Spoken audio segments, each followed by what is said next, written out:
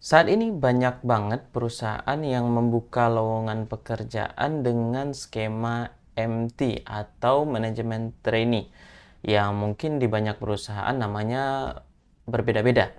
Misalkan Pertamina punya BPS atau misalkan Telkom punya GPTP, Unilever punya nama lain juga dan serta banyak perusahaan yang punya nama yang beragam namun secara spesifik hampir sama yaitu manajemen trainee.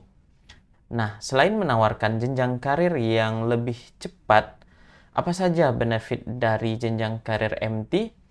Dan apakah jalur karir non-MT tidak memiliki kemungkinan jenjang karir yang lebih cepat juga dibandingkan jalur MT?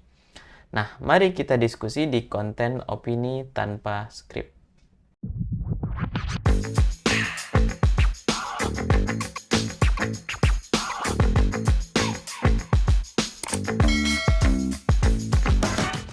Oke, memang diskusi ini menarik ya. Kenapa menarik?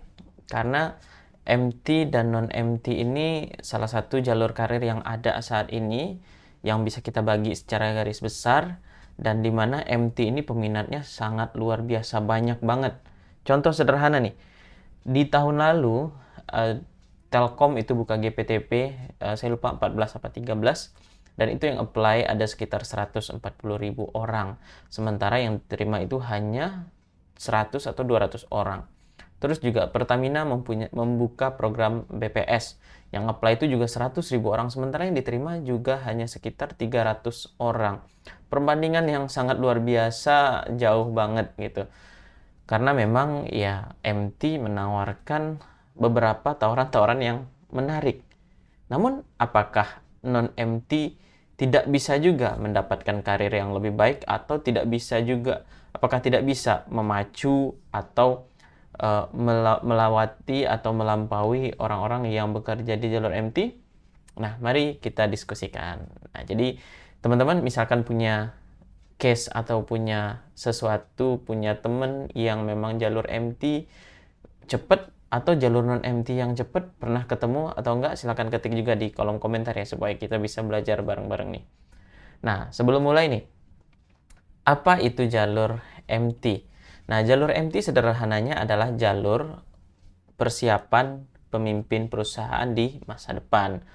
Nah, sederhananya itulah targetnya. Jadi, program-program dirancang untuk mempersiapkan kepemimpinan tersebut. Jadi, mulai ada pembelajarannya, ada rotasi, mutasi, dan yang lainnya, sehingga karyawan MT tersebut bisa mempelajari bisnis perusahaan secara komprehensif dan diharapkan nantinya mereka bisa menjadi pimpinan yang ada di perusahaan. Nah, sementara ini sebenarnya saya nyebut aja nih non-MT gitu. Jadi non-MT ini ya jalur masuk, jalur karir seseorang yang di luar MT. Ya misalkan sederhananya seperti saya dulunya, saya apply, saya dulu background jurusan teknik mesin, terus masuk ke mechanical engineer di satu perusahaan yang memang tidak ada program spesifik, program MT-nya gitu. Nah, jadi sederhananya kita bikin dua aja pada konteks diskusi kali ini, ada jalur MT sama jalur non-MT. Nah, sederhananya itu perbedaan antara perbedaan definisi antara jalur MT dan non-MT. Nah, namun secara spesifik apa sih bedanya? Yang pertama nih, untuk jalur MT terlebih dahulu. Untuk jalur MT sendiri, yang pertama adalah proses masuknya itu sangat sulit.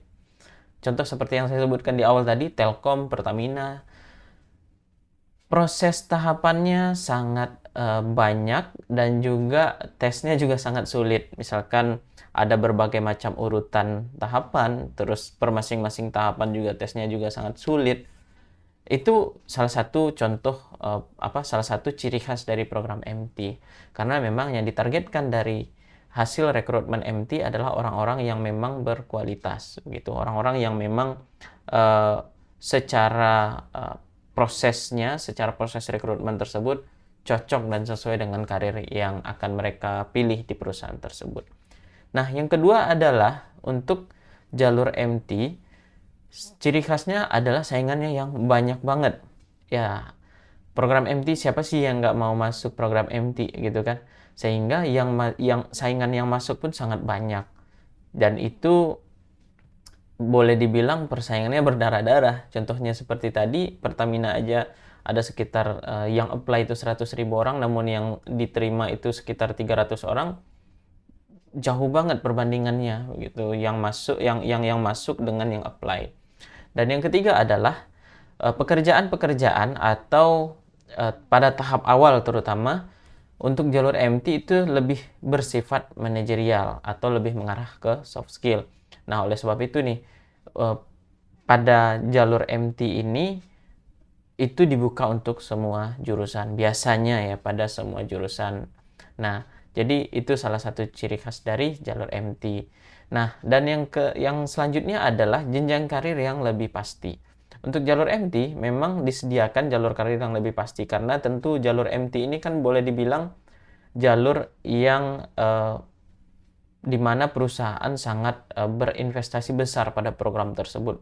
Makanya tidak jarang juga yang jalur MT ini kadang pada beberapa perusahaan juga ada penaltinya. Kenapa ada penalti? Ya sayang banget kan.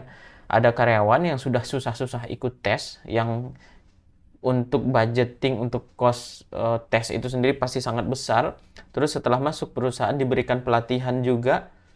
Pelatihan itu tentu kan juga sangat besar biayanya juga gitu. Nah, jadi itu di luar gaji yang diterima oleh karyawan MT. Artinya perusahaan benar-benar berinvestasi besar kepada karyawan MT ini. Jadi pada beberapa perusahaan banyak yang ketika MT-nya resign atau keluar dari program MT-nya itu harus bayar penalti. Nah, itu salah satu konsekuensi ya dari jalur MT.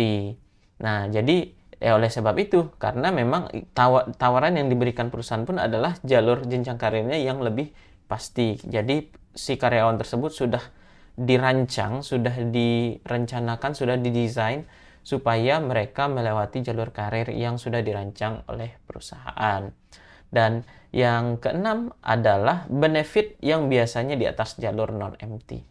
Jadi boleh dibilang pendapatan ya atau gaji dari teman-teman yang bekerja di jalur MT ini lebih besar dibandingkan jalur non MT untuk untuk level yang setara begitu. Nah, terus selanjutnya adalah seperti tadi begitu, karena ini adalah persiapan kepemimpinan perusahaan, makanya proses pembelajaran proses pembelajaran itu terprogram dengan baik, terencana dengan baik. Jadi misalkan kalau teman-teman misalkan cari tahu nih ada yang bekerja sebagai di jalur MT, dirancang tuh mulai dari orientasinya, pengenalannya, trainingnya. Mungkin ada beberapa perusahaan ada bela negaranya juga, terus ada on job trainingnya juga, dan yang lain-lainnya. Jadi memang didesain programnya. Nah, selanjutnya adalah salah satu ciri-ciri dari perusahaan yang salah satu ciri-ciri jalur MT ini adalah nggak banyak perusahaan yang punya jalur MT. Jadi biasanya hanya beberapa perusahaan aja yang punya jalur MT. Dan yang punya mayoritas sih sepengetahuan saya itu perusahaan-perusahaan besar. Jadi memang oleh sebab itu makanya kita wajar juga begitu yang masuk ke jalur MT ini sangat banyak gitu. Dan juga selanjutnya adalah kontrak kerjanya yang mengikat. Seperti yang tadi disampaikan bahwa MT ini merupakan program yang didesain oleh perusahaan yang perusahaan berinvestasi kepada program tersebut sehingga kontrak kerjanya dibuat lebih mengikat. Ya sayang aja gitu kan, kita karyawan udah kita latih, udah kita berikan pelatihan, peningkatan kompetensi dan yang lain-lain, tapi tiba-tiba setelah selesai program kabur kan nggak mungkin. Sementara perusahaan belum menikmati hasil dari program tersebut. Ini salah satu hal yang menjadi landasan kenapa kontrak kerja untuk jalur MT ini mengikat. Nah, selanjutnya nih, itu tadi jalur MT nih. Selanjutnya bagaimana dengan jalur non-MT? Nah, kalau jalur non-MT sendiri adalah beberapa perbedaan dari jalur MT tadi, yaitu yang pertama proses masuknya itu lebih mudah. Lebih mudah dalam artian di sini bukan berarti prosesnya mudah, enggak, tapi lebih mudah dibandingkan dengan jalur MT. Yang misalkan jalur MT punya mungkin ada sekitar 5 atau 6 tahapan, tapi jalur non-MT ini lebih singkat atau lebih pendek daripada proses di jalur MT. Nah, karena tadi itu salah satu perbedaan yang mendasar adalah jalur MT itu memang yang persiapan kepemimpinan, sementara jalur non-MT ini ya ketika kita apply spesifik ke satu posisi yang memang itu di luar dari program MT. Nah, terus selanjutnya adalah saingannya yang nggak banyak. Coba deh teman-teman cek, misalkan teman-teman buka di LinkedIn atau di Jobstreet ketika teman-teman mau apply kerjaan, misalkan kan kita ketahuan tuh ada berapa orang pelamar. Itu saya lihat untuk satu posisi ya, sebenarnya ini beda-beda. Tapi rata-rata saya lihat dari yang pernah saya cek, ada sekitar untuk satu posisi itu yang apply misalkan ada 100 atau 200 orang. Yang itu jauh banget perbandingannya dibandingkan dengan jalur MT. Karena memang salah satu perbedaannya juga adalah jalur MT ini memang dipublikasikan secara luas. Dan kalau jalur non-MT ini nggak secara luas. Maksudnya paling hanya ada di Jobstreet atau di LinkedIn. Namun kalau yang jalur MT itu memang dipublikasikan secara luas. Nah, selanjutnya adalah saingannya yang nggak banyak tadi, gitu kan ya. Terus selanjutnya juga pekerjaannya itu lebih spesifik, teknis, dan lebih bersifat hard skill. Itu salah satu perbedaan, karena memang kita apply sesuai dengan posisi. Sehingga kalau posisi itu kan, misalkan saya apply di mechanical engineer, ya spesifiknya saya akan bekerja sebagai mechanical engineer. Itu salah satu perbedaannya antara program MT dengan yang non-MT. Terus selanjutnya adalah posisi sesuai dengan jurusan atau background pendidikan atau pengalaman kita. Jadi misalkan posisi yang saya apply adalah mechanical engineer, maka background atau jurusan saya juga harus sesuai dengan mechanical engineer. Sementara karena MT itu lebih bersifat general, lebih manajerial, dan bersifat soft skill, makanya semua jurusan bisa. Dan yang selanjutnya adalah untuk jalur non-MT adalah kalau misalkan jalur MT tadi itu sifatnya jenjang karirnya yang lebih pasti, berarti jalur non-MT karirnya nggak pasti. Nggak juga, saya nggak mau menuliskan nggak pasti. Tapi saya mau menyebutkan bahwa jalur karir yang non-MT itu lebih dinamis. Jadi bisa jadi jadi memang benar-benar dinamis. Bisa jadi dinamisnya ke bawah, bisa jadi juga ke atas. Jadi memang bisa ke atas, bisa juga ke bawah. Namun ya lebih dinamis begitu untuk jalur karir non-MT. Namun dinamisnya ini bukan di internal perusahaan, tapi kalau keluar perusahaan. Nah, jadi kalau jalur non-MT juga sebenarnya peluang untuk bisa naik, bisa mencapai karir yang lebih baik, ya kalau nggak rotasi di dalam perusahaan, ya kalau nggak di luar perusahaan, gitu sederhananya. Makanya ini kalau saya lihat non-MT ini lebih dinamis. Dan yang selanjutnya adalah benefitnya. Tadi jika misalkan jalur MT benefitnya di atas non-MT, kalau benefit untuk jalur non-MT ini sebenarnya bergantung ke perusahaan dan ke posisi masing-masing juga gitu. Namun memang secara jika kita samakan level dan juga kita samakan pengalaman, umur serta posisinya, itu boleh dibilang jalur MT ini biasanya di bawah dari MT. Namun apakah bisa jalur karir non-MT ini mencapai gaji yang lebih tinggi dari MT? Bisa banget gitu. Bisa banget. Dan banyak banget contoh yang sudah saya temukan. Dan selanjutnya adalah ciri khas dari jalur non-MT ini adalah belajarnya lebih otodidak. Dan itu biasanya langsung ke atasan. Jika misalkan jalur MT ini diberikan program-program khusus, program-program pendampingan, program training, dan yang lainnya, selanjutnya kalau misalkan jalur non-MT ini memang lebih bersifat otodidak. Jadi si karyawan ini memang harus mencari ilmu sendiri, harus belajar sendiri gitu. Itu salah satu ciri khas dari jalur non-MT.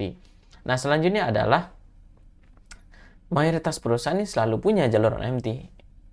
Hampir semua perusahaan pasti punya jalur non-MT ya, teman-teman lihat aja di Jobstreet dan LinkedIn, kan banyak banget tuh posisi yang dibuka untuk ya di dalam perusahaan. Nah, selanjutnya adalah kontrak kerjanya yang dinamis. Karena tadi itu jenjang karir yang dinamis, maka kontrak kerjanya juga dinamis, yang tidak semengikat jalur karir MT. Namun ini memang dikembalikan lagi spesifik ke perusahaannya, apakah skemanya PKWT atau PKWTT. Nah, itu dia perbedaan antara jalur karir MT dengan non-MT. Yang kalau misalkan dianalogikan nih, kalau saya menganalogikan jalur karir MT dan non-MT ini seperti jalur tol dan jalur non-tol. Jalur MT untuk jalur tol, jalur non-MT untuk jalur non-tol.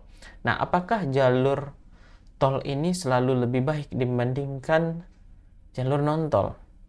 Mayoritas iya. Mayoritas iya. Secara umum iya, namun tidak selalu. Kadangkala jalur non-tol bisa jadi lebih cepat dibandingkan dibandingkan jalur tol. Nah, jadi jika kita misalkan memang jalur MT ini memang dipersiapkan untuk calon pemimpin perusahaan masa depan, tapi tidak jarang juga beberapa kali saya temukan jalur yang non-tol itu kadang lebih duluan, lebih cepat dalam mencapai karir dibandingkan dengan jalur MT.